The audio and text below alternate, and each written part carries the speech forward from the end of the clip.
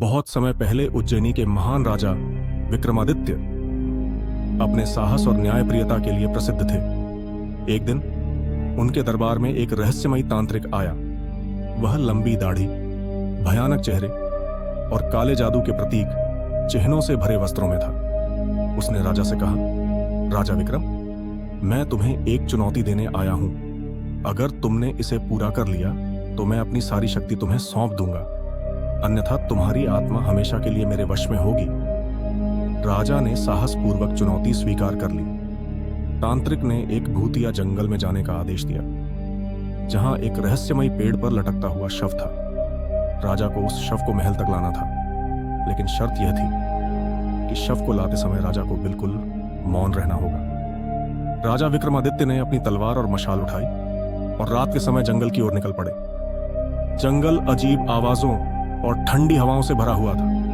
वहां भयानक चीखें गूंज रही थीं। जब राजा उस शव तक पहुंचे तो वह एक भूत निकला, जिसने ठहाके लगाते हुए कहा, राजा विक्रम, यदि तुम बोलोगे तो मैं वापस पेड़ पर लौट जाऊंगा।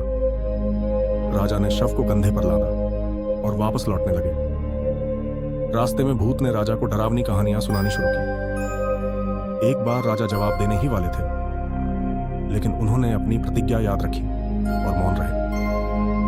अचानक रास्ते में तांत्रिक प्रकट हुआ। उसकी आंखें लाल हो चुकी थीं और उसने जमीन पर मंत्र पढ़ना शुरू किया। तांत्रिक का इरादा राजा को बलि चढ़ाने का था, ताकि वह अमृता प्राप्त कर सके। राजा ने शव को जमीन पर रखा और तांत्रिक को ललकारा, तुम्हारे कपट का अंत अब आ चुका है। तांत्रिक ने अंधेरे मंत्रों का उच्चारण शुरू कर दिया। पूरा जंगल काले धुएं से भर गया।